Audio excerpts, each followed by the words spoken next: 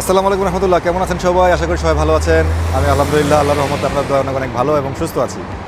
তো এই মুহূর্তে আমি আছি দুবাইয়ের সেন্টার পয়েন্ট বলা হয় বা প্রাণকেন্দ্র বলা হয়, সেটা হচ্ছে যে downtown area. Museum of the future পিছিয়ে দেখতে পারতেছেন এবং এদিকে দেখতে পাচ্ছেন বুর্জ খলিফাও কিন্তু এখানেই আছে। তো আজকে এখানে আমি আসছি যে আমার যেই ক্লোজ ছোটো ভাই, আপনারা যারা জানেন যে সজীব মাহবুব অনেকদিন যাবতই হচ্ছে ট্যাক্সিতে জয়েন করছে এবং সে এই মুহূর্তে ইলেকট্রিক্যাল ভেহিকেল চালাচ্ছে, কোম্পানির যে ইলেকট্রিক গাড়িগুলা। তো আজকে সজীব আমাকে বললো যে ভাই আজকে আমার একটা গাড়ি পাইছে যেটা কোম্পানিতে মাত্র 2 পিস আছে, এক পিস একটু রিপেয়ারিংয়ের জন্য বসা আর এক পিসই রানিং আছে। ওই গাড়িটা আমি আজকে এখানে পাইছি। তো আমি বললাম ঠিক আছে, আসো দেখি তোমার গাড়িটা একটু রিভিউ নেই, কী গাড়ি দুবাই ট্যাক্সিতে, এমন কি যেটাতে এমন কি গাড়ি যে গাড়িটা মাত্র এক পিসই আছে। তো আমি আমার গাড়িটা আজকে এখানে পার্ক করছি, আমার লিমোজিনটা পার্ক করার পরে এখন এইখানে সজীব আসবে।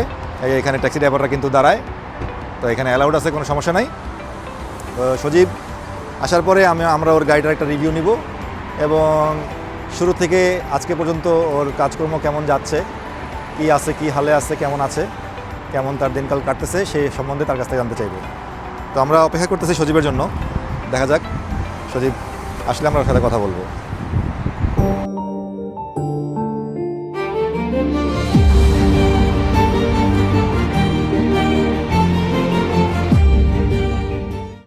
আসসালামু আলাইকুম।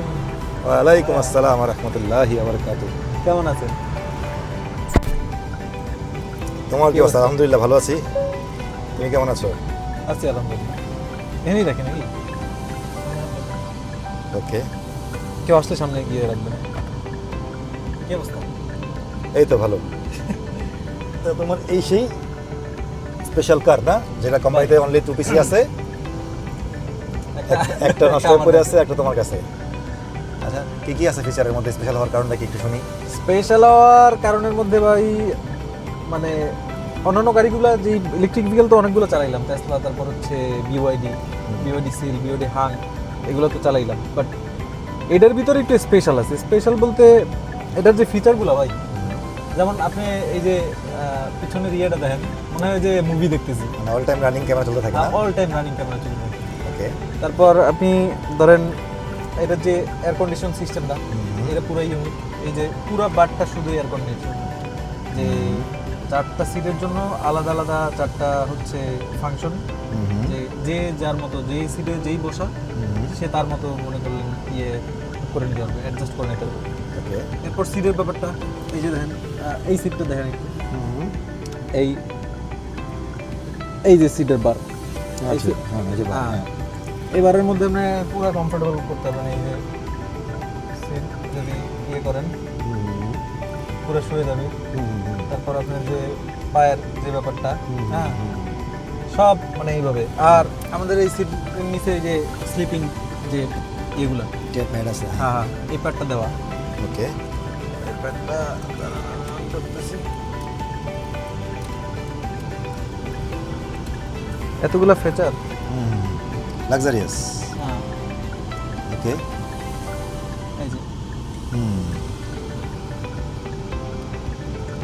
এটা খুলে আসতে আপনার এটা স্লিপিং ফিল। কিন্তু ট্যাক্সি ড্রাইভার তো ঘুমায় পড়বে, এমনি তো ঘুমাসে, এত কিছু থাকলে তো আবার ঘুমায় যাবে।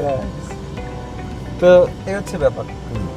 আরও আমি ধরেন যদি বলতে যাই তাহলে এটার ভিতরে সব আমি যখন ড্রাইভ করবো, বিওয়াইডির একটা ইয়ে আছে, ফিচার আছে, সেটা হচ্ছে আপনার অটো ড্রাইভ মোড। বামাতে একটা ইয়ে আছে, আপনি এত সুন্দর ভাই রাস্তায় চলার সময় একদম স্পিড অ্যাডজাস্ট করে নেয়। তারপর সামনে গাড়ি আসলে অটোমেটিক সে স্লো করে। তারপর আপনি হুইল ধরাই লাগবে না, আপনি ইন্ডিকেটার ইয়ে করবেন, রাইট ইন্ডিকেটার ইয়ে করবেন, আপনি আস্তে করে যখন রাইট সাইড ফাঁকা থাকবে, পিছনে কোনো গাড়ি থাকবে না, ও রাইট লেনে চলে যাবে, ও কোনো মানে ইয়ে করবে না, ঝামেলা করবে না। আর এটা বিওয়াইডির থেকেও আপডেট।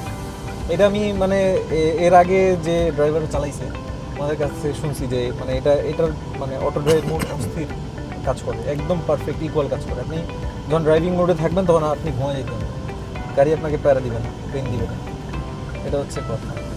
তো এটাই। আরও ইঞ্জিন ফিচার যেগুলো আছে, ইলেকট্রিক চার্জিং ব্যাকআপ যেটা আছে, বিওডি থেকে কম না।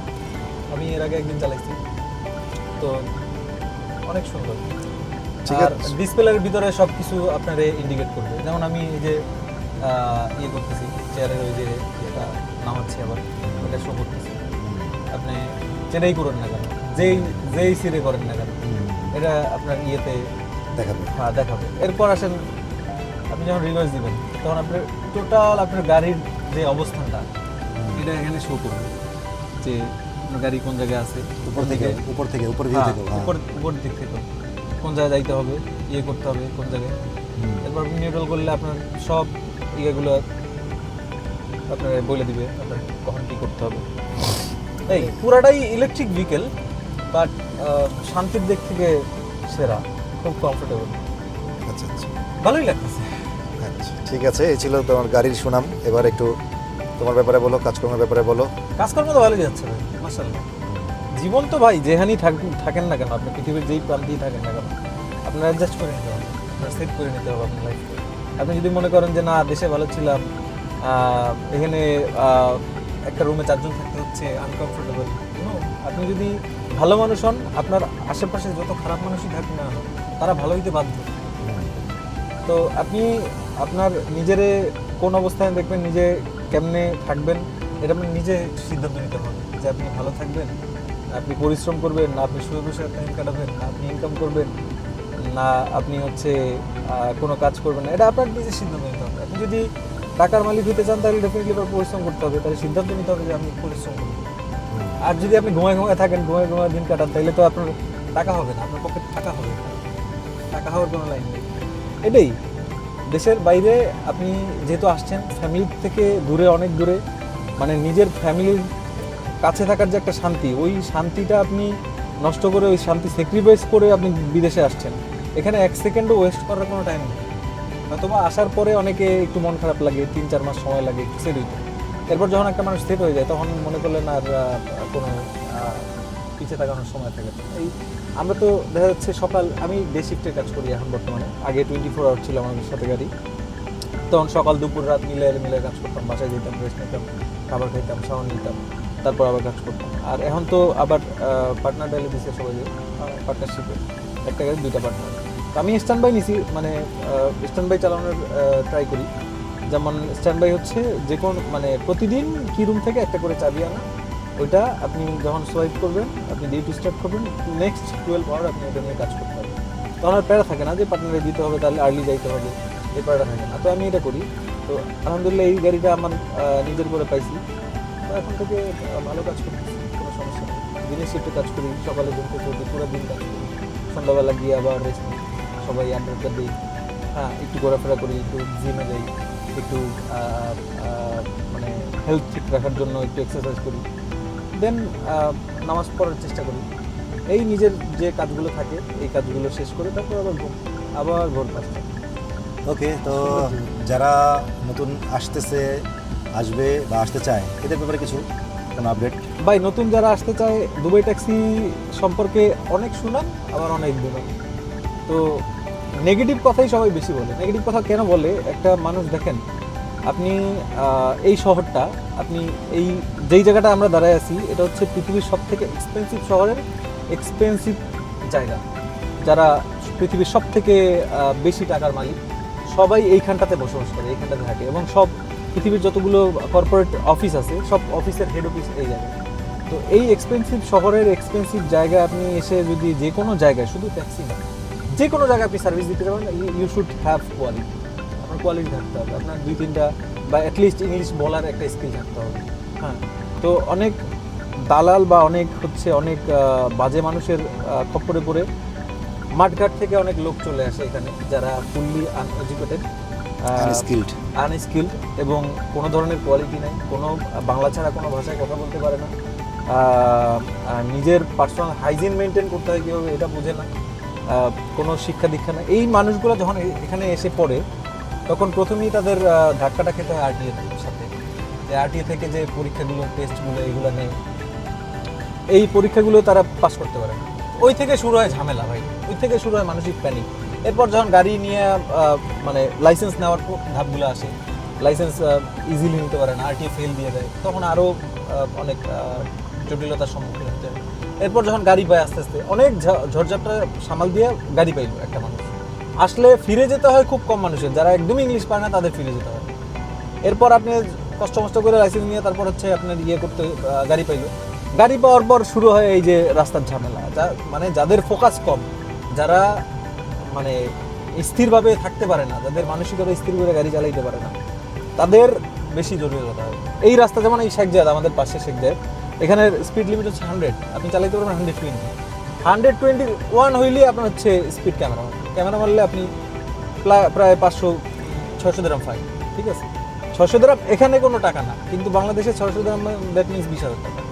তাহলে আপনি 1 মিনিটের ভুলের জন্য যদি 20,000 টাকা পে করতে হয়, তাহলে আরও কত ভুল আছে এখানে। অনেকে মনে করে যে এত ফাইন, দুবাইতে এত ফাইন, রাস্তায় গাড়ি চালানো অনেক ঝামেলা, এত ফাইনের ভিতরে গাড়ি চালায় কেমনে, বা এই কাজটা অনেক প্রেশারফুল। ভাই, এই দেশের পুলিশ ওয়ার্ল্ডের মধ্যে ফার্স্ট, 1 নাম্বার 2 নম্বরে আছে। Abu Dhabi first, Dubai police second. তো 1 নাম্বার 2 নম্বরে যারা আছে, অবশ্যই তারা মানুষের জন্য চিন্তা করে। দুবাই পুলিশ এত হেল্পফুল, বা দুবাইয়ের আইন মানুষের জন্য এত উপকারী। আপনি এই রাস্তায় যতগুলো রুলস করে দিছে, এই রুলসের একটা আপনি ব্রেক করতে যাবেন, আপনি বিপদে ধরবেন। একটা আপনি যদি ব্রেক করতে যান, আপনি একটা যদি না মানেন, তাইলে আপনি বিপদে ধরবেন। আপনি যদি এই লেনে গাড়ি চালাচ্ছেন, এই লেনে যদি আঁকাবাঁকাভাবে আপনি গাড়ি চালান, পাশের এক গাড়ি এসে আপনাকে লাগাই দিবে, তখন আপনি ঝামেলা করবেন। তাহলে অ্যাক্সিডেন্ট, যদি আপনি ফোকাস না দিয়ে গাড়ি চালাইতে না পারেন, তখন আপনার বিপদ। তো নতুন যারা মনে করলেন যে আনকোয়ালিফাইড পার্সনরা যারা আসে, তাদের এই বিপদগুলোর সম্মুখীন হইতে হয়, এবং তারা এই বিপদগুলো লাজিম পড়ে। তখন তারা নেগেটিভ কথাগুলো শুরু করে, আরে দুবাই তো ভালো না, এইটা ভালো না, দুবাই ট্যাক্সি ভালো না। তাইলে যারা আনছে তাদেরকে গালাগালি শুরু করে, এজেন্সিগুলোরে গালাগালি শুরু করে। আরে ভাই, আপনি দেশে পড়ে ছিলেন, আপনি এক জায়গায়, মানে আপনার কোনো মূল্যায়ন ছিল না। দেশ থেকে আপনার একটা মানুষ আপনার ভিসা দিয়ে আনছে, আনার পরে যখন আপনি এই দেশে আইসা, যেমন আমার গাড়িটার কথা বলি ভাই, আমি এই গাড়িটার দাম হচ্ছে 3 লাখ দিরহাম, দ্যাট মিনস 3 কোটি টাকা, বাংলা টাকা। তাইলে আমি কি দেশে বসে 3 কোটি টাকার গাড়ি এমনি চালিয়ে চালাইতে পারবো? তো যেই মানুষগুলো আপনারা আনছে দেশ থেকে, আপনারা আইনা এই যে লাইসেন্স টাইসেন্স লইছেন, তারপর হচ্ছে আপনি গাড়ি পাইছেন, গাড়ি পায়া চালায়া মনে করলেন আপনি যখন পারতেছেন না, আপনার গাড়িতে যখন বিদেশি কাস্টমার উঠতেছে, এই দেশে ওভার 200 দেশের মানুষ থাকে। তাইলে 200 দেশের অধিক মানে জনগোষ্ঠী এই দেশের মাটিতে বসবাস করে। 200 দেশের মানুষ এই মানে একই জায়গায় ঘোরাফেরা করে। তাহলে আপনার গাড়িতে যখন একটা ইউরোপিয়ান কাস্টমার ওঠে, যখন আপনার আমেরিকান একটা কাস্টমার ওঠে, তখন লাজিম সে ইংরেজিতে কথা বলবে, সে বাংলায় আপনার সাথে কথা বলবে না, হিন্দিতে কথা বলবে না। তাহলে তার কথার প্রতি উত্তর দিতে গেলে তো আপনাকে ইংলিশেই বলতে হবে। তো এই অ্যাটলিস্ট এই ইংলিশটুকু যে না জানে, তখন সে তাকায় থাকে, ঠিক আছে? তখন তার কাছে মনে হয় যে আমি কোন বিপদে এসে বললাম, যে আমি কিছুই বুঝতেছি। তো তারা সব থেকে নেগেটিভ কথাগুলো বলে, যে আমি কোথায় আসছি, কি মানে এটা কি, হ্যাঁ দুবাই ট্যাক্সি ভালো না, এইটা, তখন দুর্নাম করে। তো আমি নতুনদের জন্য এইটাই বলবো, আপনি যদি নিজেকে মনে করেন যে আপনি কোয়ালিফাইড, আপনি এই শহরে এসে সার্ভিস দিতে পারবেন, এই শহরের রাস্তায় আপনি গাড়ি চালানোর মতো ক্ষমতা রাখেন বা ক্যাপাবিলিটি আছে, আপনার মধ্যে সাহস আছে, তাইলে আপনি আসেন। আপনি যদি ইংলিশ ন্যূনতম একটা পড়ালেখা আপনার থাকে, তাহলে চলে আসেন। হ্যাঁ, আর যদি মনে করেন না আমি ইংলিশে কথা বলতে পারবো না, আমার ভাষা জানা নাই, ভাষা দক্ষতা নাই, কোনো কিছু, আমি এত বড় একটা শহর কেমনে কি করব, এই মনে যদি ভয় থাকে, ডেফিনেটলি আসেন না ভাই। আপনার কে আসতে বলছে? তাহলে আমার নতুনদের জন্য এইটাই কথা থাকবে, আপনি যদি মনে করেন যে আমি ইংলিশে একটু ফ্লুয়েন্ট আছি, আমি এখানে এসে পরীক্ষাগুলো দিতে পারবো, এখানে এসে লাইসেন্সের পরীক্ষাগুলো দিতে পারবো, এবং এখানে আসার পরে আমি খুব ইজিলি গাড়ি চালাইতে পারবো, এই রাস্তায় আমার কোনো ভুল হবে না। হ্যাঁ, মানুষ মাত্রই ভুল, মানে এক্সপিরিয়েন্স ড্রাইভাররা কি ফাইন খায় না? তারাও ফাইন খায়, কিন্তু তারা ফাইন খায় হচ্ছে সব কিছু জানার পরে, বোঝার পরে, ভুলবশত। ঠিক আছে, এখন আপনি জেনে শুনেও যদি বারবার আপনার একই ভুল হয়, তাহলে আপনার ভুল আছে। তো মানুষ মাত্র ভুল, সে ঠিক আছে, কিন্তু আপনার ফোকাস রেখে কাজ করতে হবে। যদি মনে করেন যে না, আমার এই ফোকাস দিয়ে কাজ করার ক্ষমতা আছে, ক্যাপাবেল আমি, তাহলে ডেফিনেটলি আসতে পারেন। Always welcome. পরিশ্রম করার মনোভাব থাকতে হবে। কারণ এই ধরেন এই গাড়িটা আমি নিয়ে বেরোইছি সকাল 8টায়, সব কিছু কমপ্লিট করে সকাল 8টায় বেরিয়েছি, রাত্র 8টা পর্যন্ত আমার ডিউটি করতে হবে বলতে আমার যতক্ষণ ভালো লাগে। আমি যদি এখন মন চাই যে একটা ট্রিপ মেরে বাসায় যাবো, হ্যাঁ, তাহলে আমি যেতে পারি, সেই ফ্রিডম আমার আছে, এখানে ফ্রিডম। তাহলে হবে কি, আমার টার্গেট লো হয়ে যাবে। ওকে, টার্গেট মানে আমি যেই স্যালারি মানে পাবো, সেটা আর আসবে না যদি এমনি করি। তো টার্গেটের ফ্লো রাখতে হলে আপনার টার্গেটের ফ্লো যদি আপনার ঠিক রাখতে হয় তাহলে আপনার 12 ঘন্টা করে ডিউটি করতে হবে, অ্যাটলিস্ট 10 ঘন্টা গাড়ি চালাইলে টার্গেট হয়ে যায় অটোমেটিক। তাহলে আপনার স্যালারি মনে করলেন সেই 4,000-4,400 দিরহামই আসবে। ওকে, বর্তমানে ভিসা পরিস্থিতি বর্তমান ভিসা পরিস্থিতি ভাই যদি বলতে আমার যতটুকু জানি আমি লাস্ট ডেলিগেটে যারা ইন্টারভিউ অ্যাটেন্ড করছে তারা তাদের মধ্যে কিছু মানুষ ছিল যারা আগেই সব কিছু ফাইলটা সাবমিট করা এবং ভিসার পেমেন্ট করা, তারা জাস্ট ডেলিগেট ইন্টারভিউ জয়েন করছে, উইদিন 1 মান্থ তারা ভিসা পেয়েছে। ওকে, তো আর কিছু মানুষ আছে যারা হচ্ছে সরাসরি ডেলিগেটে আসছে এবং ডেলিগেটের কিছুদিন আগে 1 সপ্তাহ 1 মাস 15 দিন এর আগে ফাইল সাবমিট করছে। হ্যাঁ, তাদের ভিসাটা এখনও ওই সেকেন্ড স্লটে যাবে। তো ফার্স্ট স্লটে যাদের ভিসা হয়েছে, অনেক ভিসা হয়েছে, প্রায় 576টা ভিসা আলহামদুলিল্লাহ বাংলাদেশিদের জন্য গেছে দেশে। এই ভিসা যারা পাইছেন তাদের জন্য ওয়েলকাম। তাদের আমি যতটুকু শুনছি তারা অনেকেই টিকিট পেয়ে গেছেন, খুব শীঘ্রই চলে আসবেন। তো আপনাদের জন্য শুভকামনা রইল, আপনারা ভালোভাবে আসেন এবং সেকেন্ড স্লটে যারা ভিসা পাবেন তারা একটু ওয়েট করেন, ধৈর্য ধরেন, কারণ এই দুবাই ট্যাক্সির ভিসা পাইতে হলে একটু ধৈর্য ধরতেই হবে না। যেখানে সকল ভিসা বন্ধ, শুধুমাত্র দুবাই ট্যাক্সির ভিসা চালু আছে, ফ্রিজন, এই ট্রান্সগার্ড, তারপর এই টুকটাক ভিসা চালু আছে। সেহেতু আপনারা ভিসা পাচ্ছেন, এটা তো আলহামদুলিল্লাহ। তো একটু ওয়েট করেন, ধৈর্য ধরেন, সবাই ভিসা পাবেন। যারা ইন্টারভিউ অ্যাটেন্ড করছে তারা সবাই ভিসা পাবে। ওকে, তো হুড়াহুড়ি করার কোনো কিছু নাই, অ্যাটলিস্ট একটু ধৈর্য ধরে ভিসার জন্য ওয়েট করেন, ডেফিনেটলি আপনার ভিসাটা আপনার কাছে যাবে। এবং অনলাইনে চেক দিতে থাকবেন প্রতিদিন, যে কোনো মুহূর্তে আপনার ভিসা বের হয়ে যেতে পারে। অনলাইনে চেকের উপরে থাকবেন প্রতিদিন, তাহলে ইনশাল্লাহ। তো এই তো ভাই, আলহামদুলিল্লাহ সব কিছু মিলিয়ে আমি আল্লাহর কাছে শুকরিয়া যে শুরু থেকে আসার পর থেকে দুবাইটা দেখে বুঝে এখন ভালোই কমফোর্টেবল লাগতেছে। ডিউটি করি, গাড়ি নিয়ে এদিক যাই ওদিক যাই, ঘুরি ফিরি, খাওয়া দাওয়া, বন্ধু বান্ধব সব কিছুই হয়েছে আলহামদুলিল্লাহ। সময়ের সাথে সাথে সব কিছু হয়, অ্যাডজাস্ট হয়েই যায় ভাই। পৃথিবীর যেই প্রান্তেই আপনি থাকেন না কেন, এটাই ভালো লাগে। আর এখানে আমার দেশে যেমন একটা ফ্যামিলি আছে, এখানেও আমার একটা ফ্যামিলি আছে আলহামদুলিল্লাহ। আমার আলহামদুলিল্লাহ বলতেই হবে আল্লাহর কাছে যে আমার একদম আমার মনের মতো মানুষগুলো সবাই আমার আশেপাশে থাকে।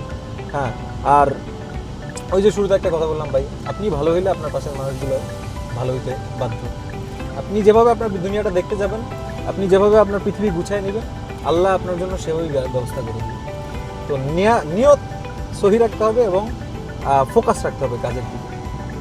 তো আলহামদুলিল্লাহ আমার মা বাবা, আমার পরিবারের দোয়া আমার উপর আছে, আমি কোনো জায়গাতেই ঠেকে থাকি না। তো আপনারা যারা নতুন আসতে চান এবং দুবাই ট্যাক্সি সম্বন্ধে যাদের অনেক অভিযোগ বা দুবাই ট্যাক্সির সম্বন্ধে অনেক ভালোবাসা, যাদের মানে সবার প্রতি শুভকামনা। এবং আমি আলহামদুলিল্লাহ আপনাদের ভালোই আছি এখানে। তো এই তো, আপনারা সবাই ভালো থাকবেন, সুস্থ থাকবেন। আজকে এ পর্যন্তই। আল্লাহ হাফেজ, আসসালামু আলাইকুম, টাটা।